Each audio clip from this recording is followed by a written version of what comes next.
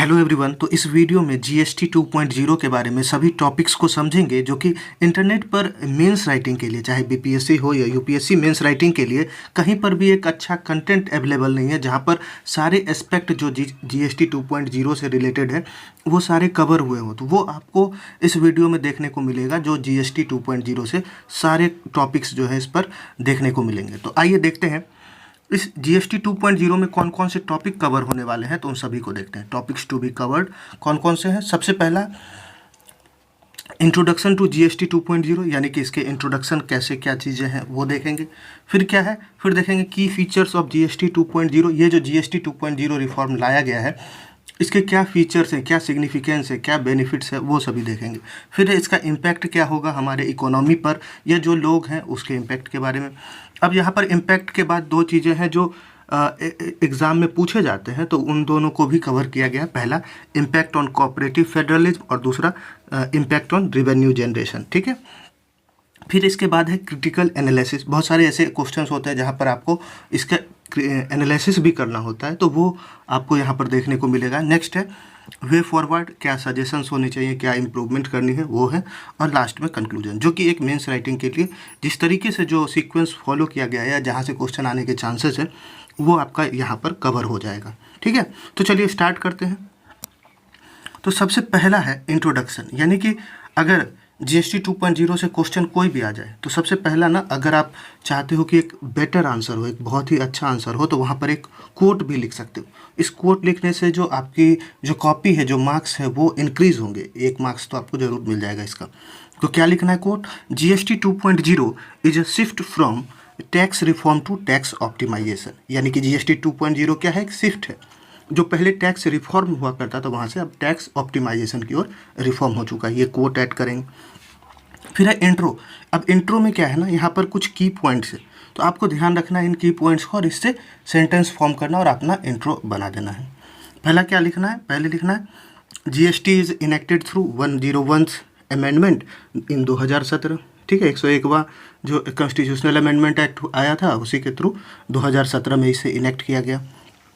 फिर क्या है, फिर ये एक शिफ्ट है इंडिया का जो इनडायरेक्ट टैक्स है, जिसके थ्रू एक यूनिफाइड मार्केट क्रिएट किया गया है। Shift in India's indirect taxes by creating unified market.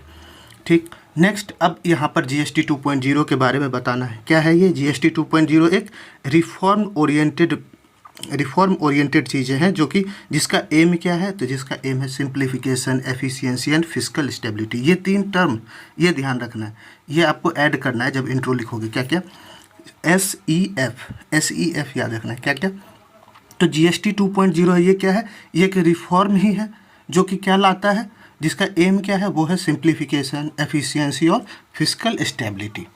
ठीक है। ये हो गया इंट्रो पार्ट। ठीक। अब बात करते हैं की फीचर्स की। जो दूसरा था टॉपिक की फीचर्स, यानी कि इसके क्या सिग्निफिकेंस है। तो पहला सिग्निफिकेंस होगा सिंप्लीफिकेशन ऑफ टैक्स स्लैब, यानी कि जो टैक्स स्लैब है उसमें कुछ उसे सिंप्लीफाई किया गया है। देखिए क्या है सिंप्लीफिकेशन ऑफ टैक्स स्लैब। क्या पहला जो है उसमें रिडक्शन किया गया है। जो मल्टीपल स्लैब्स पहले हुआ करते थे, जैसे 5%, 10%, 12%, 18, 28, अब अलग अलग चीज़ें हैं उसमें अलग अलग स्लैब में रखना। ये पता नहीं कि इस 5% के स्लैब में किसे रखना है, 10% के स्लैब में किसे रखना है, 12%, 18%, ये बहुत ज़्यादा कम्प्लेक्स हो जाता था। तो ये जो कम्प्लेक्सिटी है इसे ख़त्म किया गया और एक सिंपल आप कह सकते हैं इसका सिंप्लीफिकेशन किया गया, जहाँ पर सिर्फ दो ही टैक्स स्लैब होंगे, एक 5% का और दूसरा 15 से 18% का, जिससे ये जो टैक्स स्लैब है वो बहुत आसान हो गया। जो एसेंशियल कमोडिटीज़ है उसे 5% में रखा जाएगा और लग्जरी आइटम्स को 15 से 18% के स्लैब में रखा जाएगा। तो ये एक कह सकते हैं कि ये सिंप्लीफाई किया गया जीएसटी 2.0 में।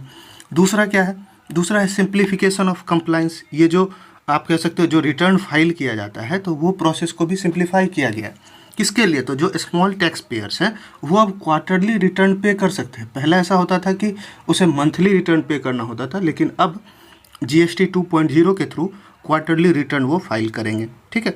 यानी कि ये एक मूव है, ये एक मूव किसके तरफ है, तो ये आप कह सकते हैं इनका एम है सिंगल रिटर्न सिस्टम की तरफ। धीरे धीरे वो उसकी तरफ शिफ्ट करने की कोशिश कर रहे हैं। तो ये होगा एक, तो पहला हो गया सिंप्लीफिकेशन ऑफ टैक्स स्लैब, दूसरा सिंप्लीफिकेशन ऑफ कंप्लायंस। नेक्स्ट अगर बात करें तो नेक्स्ट है इंक्लूजन ऑफ एक्सक्लूडेड सेक्टर, ऐसा प्रपोज किया गया है कि पेट्रोलियम, इलेक्ट्रिसिटी, जो पेट्रोलियम प्रोडक्ट्स हैं, रियल एस्टेट है, ये सभी अभी टैक्स स्लैब से बाहर है। लेकिन ऐसा प्रपोज किया गया है, यानी कि ऐसा प्रस्ताव रखा गया है कि इन सभी ये जो आइटम्स हैं इन सभी को भी टैक्स स्लैब के अंदर लाया जाए। खैर इसके ऊपर बहुत सारे कंट्रोवर्सीज भी हैं, स्टेट गवर्नमेंट्स भी है, तो अब धीरे धीरे इस चीज़ों को इंक्लूड किया जाएगा। नेक्स्ट है correction of inverted duty structure. अब कुछ ऐसे भी प्रोडक्ट्स हैं मार्केट के अंदर, जैसे टेक्सटाइल हो गया, फर्टिलाइज़र हो गया, वहाँ पर जो मैन्युफैक्चरिंग कॉस्ट है यानी इनपुट कॉस्ट पर जो टैक्स है वो ज़्यादा है इन रिस्पेक्ट टू कह सकते हैं आउटपुट कॉस्ट जो है। तो बोला गया कि इनपुट और आउटपुट टैक्स रेट जो है उसको अलाइन करेंगे, तो correction of inverted duty structure, इसको करेक्ट किया जाएगा। फिर पांचवा सिग्निफिकेंस क्या है, तो पांचवा है डिजिटलाइजेशन एंड ट्रांसपेरेंसी। अब यहाँ पर जो है वो ई इनवॉइस जनरेट किया जाएगा, इलेक्ट्रॉनिक इनवॉइस जनरेट किया जाएगा, और साथ ही वो इनवॉइस को रियल टाइम में मैच कर लिया जाएगा जो जीएसटी आपने फाइल किया पोर्टल पे। इसके बाद जो डेटा एनालिटिक्स होगा जिससे कि टैक्स इवेजन से बच सके, टैक्स इवेजन जो बहुत लोग टैक्स से बच जाते हैं ऐसा नहीं होगा। नेक्स्ट है डिस्प्यूट रिजोल्यूशन मैकेनिज्म, मतलब जो टैक्स से रिलेटेड जो एपेलेट सिस्टम्स है, जो जुडिशियल सिस्टम है, टैक्स से रिलेटेड जो इश्यूज है उसके सेटलमेंट के लिए, जैसे कि GSTAT, ठीक है, ट्रिब्यूनल है, GST से रिलेटेड एपेलेट ट्रिब्यूनल है, तो ये सभी जो है इन सभी को स्ट्रेंथन किया जाएगा, और साथ ही फास्टर सेटलमेंट किया जाएगा। टैक्स डिस्प्यूट से रिलेटेड जितने भी सेटलमेंट है उसे बहुत फास्ट तरीके से किया जाएगा, ठीक है। तो ये सभी सिग्निफिकेंस हो गए GST 2.0 के, यानी की फीचर्स। अब नेक्स्ट बात करते हैं इसके इम्पैक्ट के बारे में। अब जब भी इम्पैक्ट वाले पार्ट पे आपको लिखने को आएगा तो वहाँ पर आप दोनों चीज़ें लिखेंगे, पॉजिटिव इम्पैक्ट भी और नेगेटिव इम्पैक्ट भी, ठीक। तो पहले बात करते हैं पॉजिटिव इम्पैक्ट क्या क्या है। तो जो चीज़ें की फीचर्स है, सिग्निफिकेंस है, वही पॉजिटिव इम्पैक्ट भी होगा। पहला सिंप्लीफिकेशन हुआ आपका, टैक्स स्लैब अब घट गए, यूनिफॉर्मिटी आया, जैसे वन नेशन वन टैक्स की ओर अब मूवमेंट की जा रही है। नेक्स्ट है फास्टर डिस्प्यूट रिजोल्यूशन, जो भी टैक्स से रिलेटेड डिस्प्यूट होंगे उसका फास्टर रिजोल्यूशन होगा, जल्दी आपका समाधान मिल जाएगा उससे रिलेटेड। फिर क्या है, फिर है ट्रांसपेरेंसी लाई गई है, यानी कि जो डिजिटलाइजेशन किया गया है और AI के थ्रू जो भी इनवॉइस जनरेट होगा उसे रियल टाइम में मैच कर लिया जाएगा, तो यहाँ पर एक ट्रांसपेरेंसी की भी बात हो रही है। अब निगेटिव इम्पैक्ट की बात करें, आखिर ये जो चीज़ें हैं, ये जो GST 2.0 लाया गया है, तो वहाँ पर आप निगेटिव चीज़ों के बारे में भी समझेंगे, और ये बहुत इंपॉर्टेंट हो जाता है जब आप आंसर लिख रहे हो, तो ये एस्पेक्ट भी आपको पता होनी चाहिए। तो नेगेटिव इम्पैक्ट क्या है, पहली बार जो की सेक्टर्स हैं जैसे कि पेट्रोलियम हो गया, इलेक्ट्रिसिटी हो गया, ये अब भी बाहर है टैक्स स्लैब से, ठीक है। ये अभी प्रपोज किया गया है कि ऐसा होना चाहिए, लेकिन ऐसा हुआ नहीं है अभी तक, तो की सेक्टर्स जो अभी भी बाहर हैं। नेक्स्ट है टेम्पररी इन्फ्लेशनरी प्रेशर। अब जैसे कि कोई टैक्स स्लैब 10% वाले में है और उसे मूव करके कर दिया 15 से 18% में, क्योंकि दो ही टैक्स स्लैब है। अब जब इसके अंदर रखा जाएगा तो कुछ इन्फ्लेशन का जो है टेम्पररी बेसिस पर कुछ इन्फ्लेशन देखने को मिल सकता है मार्केट के अंदर। नेक्स्ट है over reliance on indirect taxation. अब देखिए ये जो इनडायरेक्ट टैक्सेस है ये कंजम्पशन बेस्ड टैक्स है, यानी कि जब आप खरीदने जा रहे हो, जब प्रोडक्ट आपका तैयार हो गया वहाँ पर टैक्स लगा है, तो अब ये जो टैक्स लग रहा है ये तो सभी के लिए सेम है, चाहे रिच हो या पुअर हो। तो यहाँ से क्या होगा, जो रिच है वो तो आसानी से ले पाएंगे, लेकिन पुअर जो है उसके ऊपर भी उतना ही टैक्स लग रहा है। तो ये कहीं ना कहीं आप कह सकते हो इनइक्वालिटी को बढ़ावा देगा। तो ये चीज़ को ध्यान रखना है कि over reliance on indirect taxation ये एक नेगेटिव इम्पैक्ट हो जाएगा, ठीक। अब नेक्स्ट है इम्पैक्ट ऑन कोऑपरेटिव फेडरलिज्म। ये जो कोऑपरेटिव फेडरलिज्म की बात करते हैं, स्टेट और सेंटर की बात करते हैं कि दोनों के पास ऑटोनॉमी होनी चाहिए, तो क्या इसके पॉजिटिव इम्पैक्ट क्या है, ये GST 2.0 जो लाया गया है इसके क्या पॉजिटिव इम्पैक्ट है। तो पहली बात, इसके अंदर जो डिसीजंस है वो लिए जाते हैं GST काउंसिल के द्वारा, और GST काउंसिल में स्टेट के भी मेंबर्स होते हैं और सेंट्रल गवर्नमेंट के भी मेंबर्स होते हैं। तो ये है कि यहाँ पर फेडरलिज्म को मेंटेन किया जाएगा। नेक्स्ट है जो सेंटर स्टेट है उसके फिस्कल कोऑर्डिनेशन को भी इनकरेज किया जाएगा, उसे भी बढ़ावा दिया जाएगा कि सेंटर जो है ही और उस स्टेट जो है उसकी भी बात को भी रखी जाएगी, उसको भी कंसिडर किया जाएगा, ठीक। नेक्स्ट है कुछ इंस्टीट्यूशनल मैकेनिज्म बनाया गया है ताकि स्टेट और सेंटर के बीच डायलॉग हो सके, दोनों एक दूसरे को अपनी बात कह सके, जो भी डिस्प्यूट है उसे रिजॉल्व किया जा सके। जैसे कि GOM का फॉर्मेशन किया गया। GOM क्या है, ग्रुप ऑफ मिनिस्टर्स है। फिर है फिर है लॉ कमेटी का फॉर्मेशन किया गया, फिटमेंट कमेटी का फॉर्मेशन किया गया। तो ये सभी चीज़ें जो है वो कोऑपरेटिव फेडरलिज्म को बढ़ावा देने के लिए यहाँ पर जीएसटी 2.0 में लाया गया है। इसके बाद फिर है नेगेटिव इम्पैक्ट्स क्या होंगे। अब जब भी इम्पैक्ट पड़ते हैं तो ध्यान रखना है, पॉजिटिव नेगेटिव दोनों ध्यान में रखना है, ठीक है, ताकि आप क्रिटिकली एनालिसिस कर सके किसी भी चीज़ का। अगर कोई क्वेश्चन किसी भी एस्पेक्ट में पूछा जाए तो आप उसका आंसर कर सको। तो नेगेटिव इम्पैक्ट क्या है?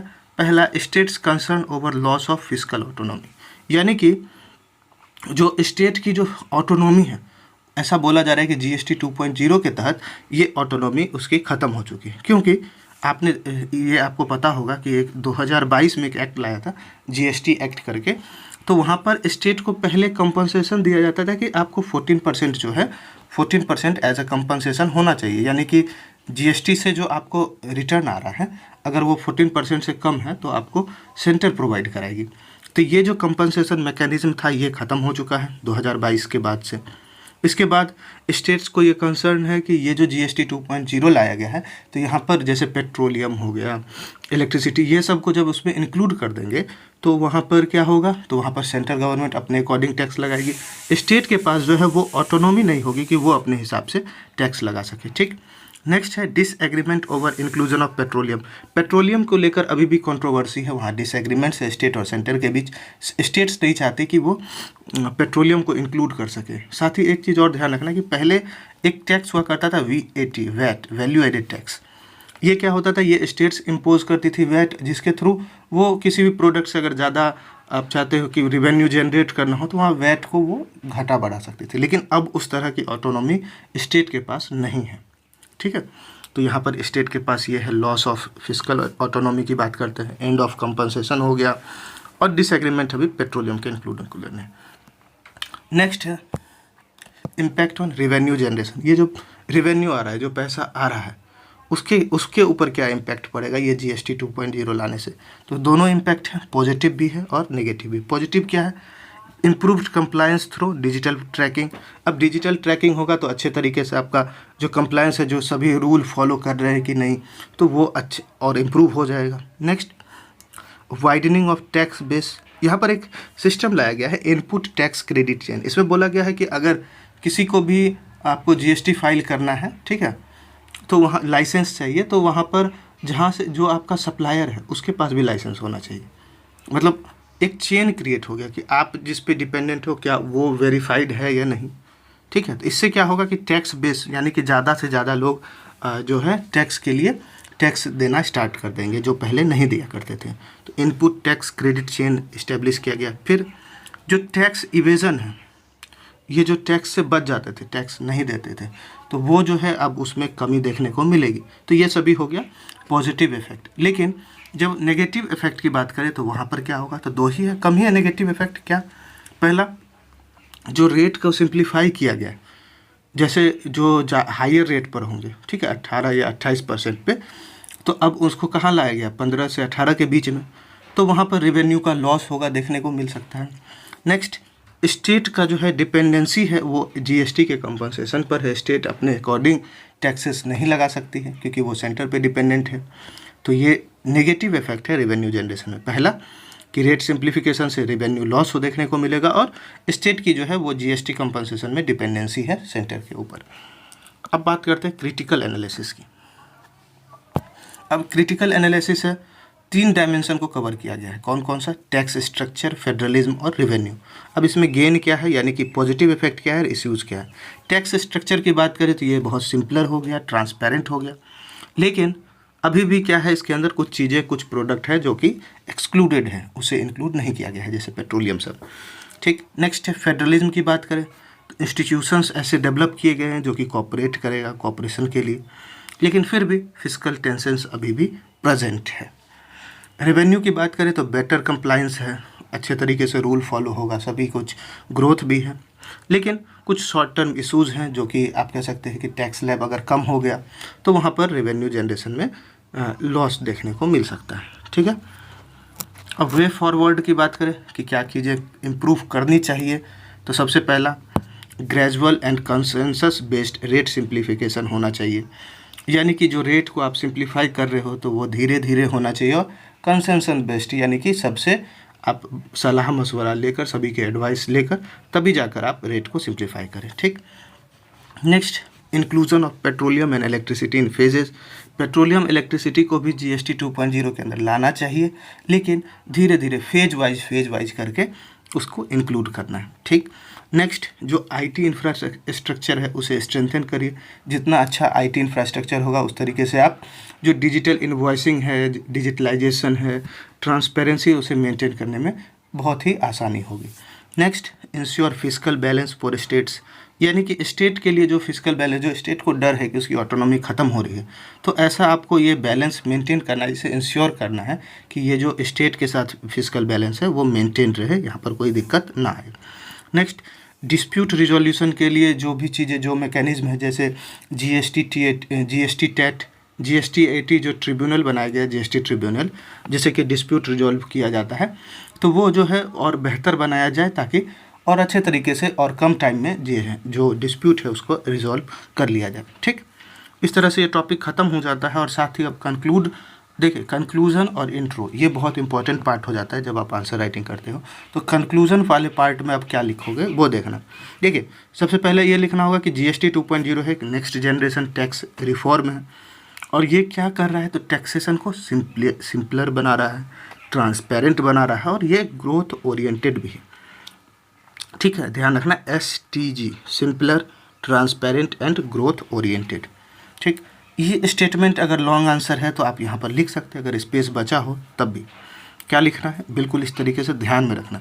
While it strengthens efficiency and cooperative federalism, किसकी बात हो रही है, GST 2.0 की। ये स्ट्रेंथन करता है एफिशिएंसी को और कोऑपरेटिव फेडरलिज्म को, लेकिन फिर भी इसकी जो सक्सेस है that depends on political consensus, जो सबसे आपसी सहमति होनी चाहिए पॉलिटिकल में, टेक्नोलॉजिकल रोबस्टनेस, जो टेक्नोलॉजी, एडवांस टेक्नोलॉजी का यूज़ की जाए, और रेवेन्यू स्टेबिलिटी, जो रेवेन्यू है जनरेशन उसमें स्टेबिलिटी होनी चाहिए। तो ये की पॉइंट आपको कंक्लूजन में ऐड करना है, ये सभी पॉइंट्स को।